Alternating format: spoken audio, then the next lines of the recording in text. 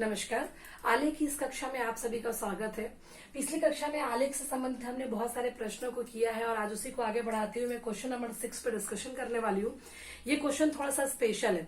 2 question ऐसे हैं आपके उस प्रश्नावली में जो काफी अच्छे हैं और एग्जाम के हिसाब से इम्पोर्टेंट भी है। जैसा एक चौथा प्रश्न था जो हमने लास्ट क्लास में किया हुआ था, जिसमें सारणिक नहीं दी हुई थी। पहले सारणिक को बनाया और उसके बाद ग्राफ हमने प्लॉट किया। तो ये भी कुछ ऐसा ही क्वेश्चन है कि इसमें भी सारणिक नहीं दिया हुआ है, सारणिक को हमको बनाना है और उसके बाद फिर हमको ग्राफ प्लॉट करना है।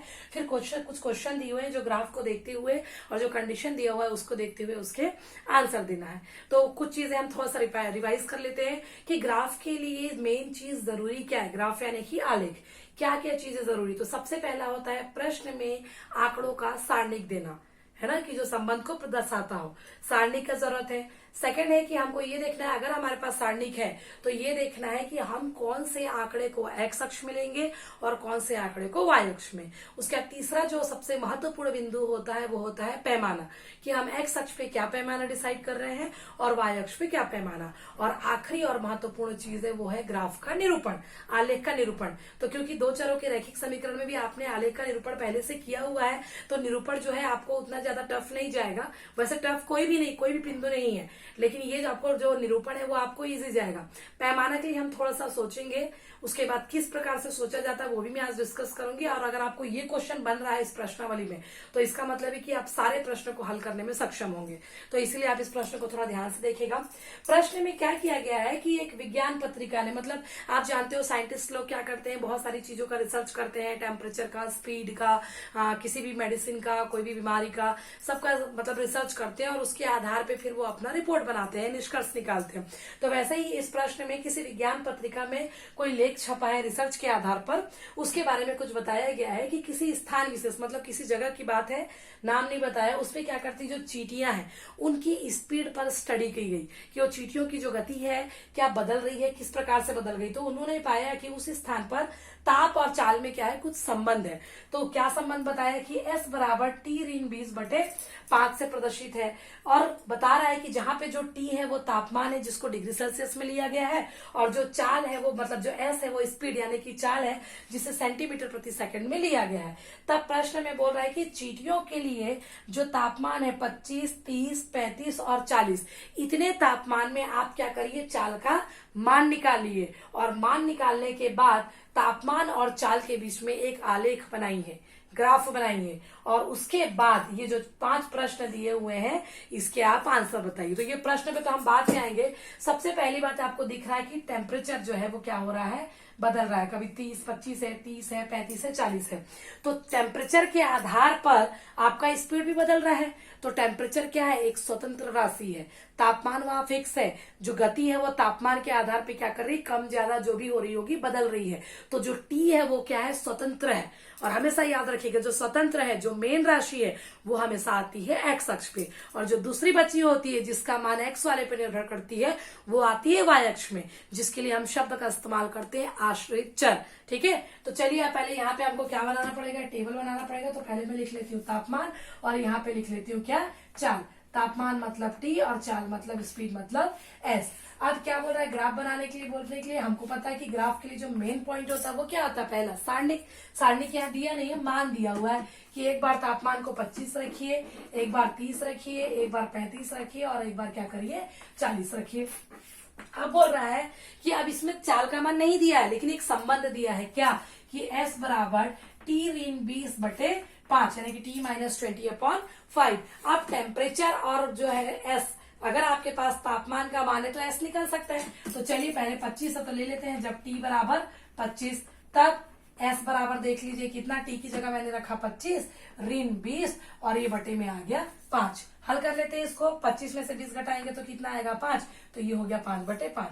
तो 5 कम 5, 5 कम 5, उत्तर कितना आया, 1। फिर दूसरे के लिए ले लेते हैं। जब T बराबर आया है कितना, 30, तब S बराबर क्या होगा, T की जगह रखेंगे 30, बाकी ऋण 20 और ये बटे कितना होगा, 5। तब 30 में से 20 घटाएंगे तो कितना आएगा, 10 और यहाँ आपका बटे में आ गया कितना, 5। तो 5 कम 5, 5 दूनी 10। तो यहाँ पे आपका मान कितना आ गया, 2। फिर टेम्परेचर का मान कितना बोल रहा है, 35 रखिए। चलिए जब 35 रख रहे हैं तो आप देखते हैं टी की जगह 35 ऋण 20 पहले से है, बटे में 5 भी पहले से है। 35 में से 20 घटाया तो कितना बचेगा आपका 15 और ये आया 5, तो 5 एकम 5, 5 तिया 15, तो मान कितना आ गया आपका 3। उसके बाद t बराबर कितना रखना है आपको 40, तो s बराबर क्या हो गया 35, मतलब सॉरी s बराबर क्या रखेंगे 35 ऋण 20 बटे कितना आ गया 5, तो ये घटाएंगे तो अच्छा 35 हमने रख लिया, सॉरी 40 रखेंगे, है ना, तो 40 ऋण 20 बटे 5, 40 में से 20 घटाएंगे तो कितना आया 20, 20 बटे 5, 5 एकम 5, 5 चौके 20, 4। तो आपने देखा कि जब ये जो संबंध दिया है उसमें t का मान 25 रखा तो मुझे s का मान कितना मिला 1, तो यहाँ पे मैं लिख देती हूँ, जब 25 रखा तो मिला 1, जब मैंने t का मान 30 रखा तो s का मान क्या मिला 2, जब t का मान मैंने कितना रखा 35 तो s का मान क्या मिला मेरे को 3, और जब मैंने t का मान 40 रखा तो s का मान मेरे को क्या मिला 4। आप देखिए आपकी सारणी क्या हो गई है, रेडी हो गई। तो कैलकुलेशन आपको समझ में आ गया होगा, मैं इसको मिटा देती हूँ क्योंकि हम इसी पे आलेख बनाएंगे। तो चलिए आगे देखते हैं।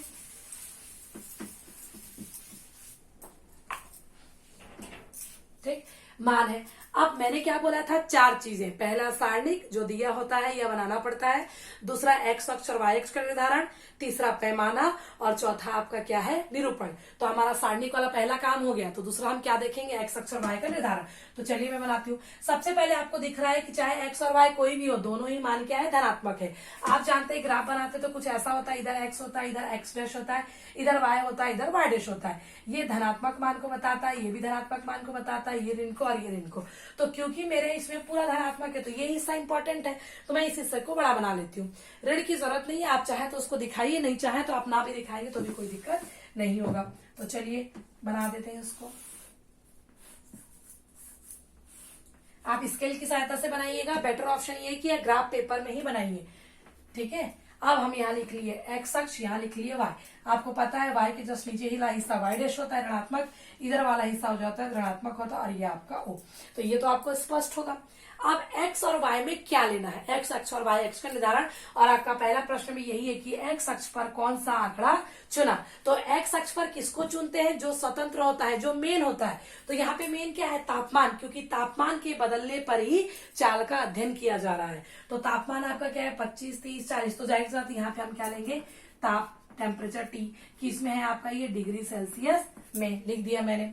अब y भाई जब ये तापमान इधर आ गया तो चाल आपका इधर आएगा, तो आपका आ गया चाल क्या स्पीड, किसमें है आपका सेंटीमीटर प्रति सेकंड में, ये मैंने आपका स्पीड लिख लिया। अब x अक्ष और y अक्ष का निर्धारण हो गया, तो दूसरा तीसरा पॉइंट क्या है आपका, अब है पैमाना। पैमाना हमेशा कहाँ लिखिए आप, ग्राफ पेपर में राइट साइड में ऊपर की ओर कॉर्नर में लिखिए। पैमाने में जो फिक्स चीज है, जो किसी भी सवाल में नहीं बदलता, उसको हम पहले लिख लेते हैं। 2 अक्ष है भाई, एक है आपके पास x अक्ष और एक आपके पास है y अक्ष, और आपको पता है ग्राफ का प्रत्येक डब्बा 1 सेंटीमीटर का होता है। या तो आप लिखिए x अक्ष बराबर 1 सेंटीमीटर, या आप इसको लिख सकते हैं 1 इकाई, वो आपकी इच्छा पर निर्भर करता है। तो मैं इसको यहाँ लिख लेती हूँ 1 इकाई, और इसका भी मैंने लिख लिया 1 इकाई। तो ये तो हर एक प्रश्न में आएगा। इसके बाद जो लिखने वाले हैं हम, वो आपका प्रश्न देखिए। तो चलिए निर्धारण करते हैं। अब देखिए x अक्ष पे आते हैं। x अक्ष का जो मान है, मिनिमम मान जो है 25 है, और अधिकतम मान क्या है 40। अगर मैं 1, 2, 3 से गिनती चालू करती हूँ तो 40 तक जाने के लिए मुझे 40 डब्बे चाहिए, और ग्राफ में आपके पास 40 डब्बे, जो ग्राफ आप लोग स्कूलों में यूज करते हैं उसमें नहीं होगा, है ना। तो 40 तक हम 1, 2, 3 नहीं ले सकते। 2, 4, 6, 8, 10, 12, 14, 16, 18 अगर इस प्रकार से ले लूं तो भी आपके ग्राफ के लिए नीचे 20 डब्बे चाहिए भाई। 2, 4, 6, 8, 10 उसमें भी नहीं जा रहा है।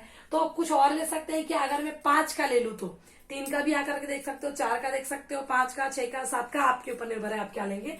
मान लो मैं 5 का देखती हूँ। 5, 10, 15, 20, 25, 30, 35, 40, 45, मतलब 5-5 का जो गैप है उसमें ये सारे अंक भी आ रहे हैं। नहीं भी आते तो कोई दिक्कत नहीं था, ग्राफ में निकल जाते, लेकिन ये अंक भी आ रहे हैं, और उस अंतर को मैं 8 डिजिट आएंगे जिसको मैं ग्राफ पेपर पे आसानी से दर्शा सकती हूँ। तो इसीलिए मैं यहाँ पे क्या करती हूँ, 0 से 5, 10, 15, 20, 25, 30, 35 ये मैंने ले लिया। अगर आप चाहे तो 0 से 10, 20, 30, 40 तो लेंगे तो प्रत्येक डब्बे का मान 10 हो जाएगा। अब यहाँ पे देखिए 0 से 5 मतलब इस डब्बे का मान कितना है 5। 5 से 10 तो 10 में से 5 घटाए कितना है 5, मतलब इस डब्बे का मान भी कितना है 5। 15 में से 10 घटाया 5, इस डब्बे का भी मान 5। 20 में से 15 घटाया 5, 25 में से 20 घटाया 5, 30 में से 25 घटाया 5, 35 में से 30 घटाया 5, मतलब प्रत्येक डब्बे का मान कितना है? 5 है। तो सीधा आप क्या लिख सकते हैं? एक्स अक्ष में इकाई बराबर 5। और क्योंकि ये तापमान वाला लाइन है, तापमान किस में? डिग्री सेल्सियस में, तो ये हो जाएगा 5 डिग्री सेल्सियस में। ठीक है ये। चलिए अब आते हैं वाई अक्ष पे। वाई अक्ष में सीधा 1 2 3 4 है। यहाँ पे 1 2 3 4 तो आराम से हो जाएगा, तो हम कुछ सोचने की जरूरत नहीं, सीधा 1 2 3 4। आप चाहो तो 5 6 7 भी आगे लिख सकते हो। तो कितना लिया आपने? एक डब्बे का मान कितना है? 1। 2 में से 1 घटाओ 1, 3 में से 1 घटाओ 1, 4 में से 3 घटाओ 1, मतलब हर एक डब्बा कितना है? 1 के बराबर। और ये क्या है? चाल किसमें है? सेंटीमीटर प्रति सेकेंड। तो आपको यहाँ लिखना पड़ेगा सेंटीमीटर प्रति सेकेंड। ये आपका पैमाना, सारणिक हो गई, अक्षों का निर्धारण हो गया, पैमाना हो गया। अब क्या बचा? निरूपण। तो चलिए निरूपण में आते हैं। एक्स अक्ष में 25, तो खोजिए भैया आपका 25 कहाँ है? अगर आप 10 20 ले रहे होते तो 20 और 30 के बीच 25 होता, तो यहाँ स्पष्ट 5 लिए तो 25 यहीं पे है, तो ये मैं 25 में आ गई। जब x 25 है तब y 1 है, y 1 इधर है, तो इसको आगे बढ़ाइए कहां तक में? 1 के ठीक सामने लाने का प्रयास करिए और स्केल से रख के इसको आप क्या करिए? मिलाइए। तो ये जो मिल रहा है, तो ये जो कटान बिंदु है वो आपका क्या हो जाएगा इसका?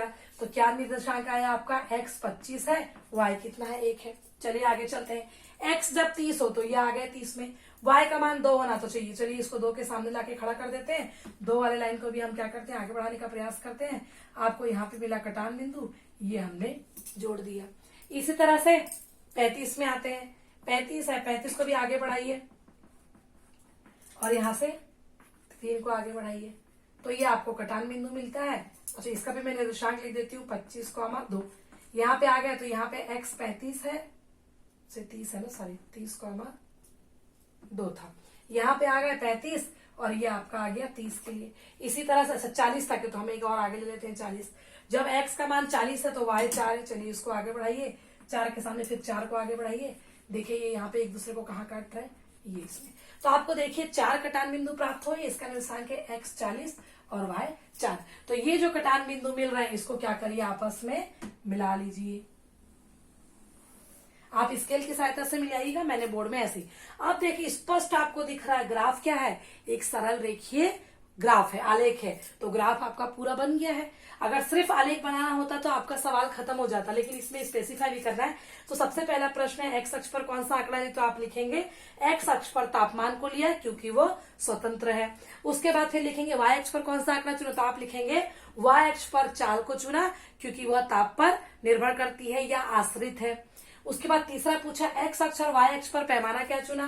तो आप लिखेगा एक्स अक्ष पर 1 इकाई बराबर मैंने 5 डिग्री सेल्सियस का पैमाना और वाई अक्ष पर 1 इकाई बराबर 1 सेंटीमीटर का पैमाना।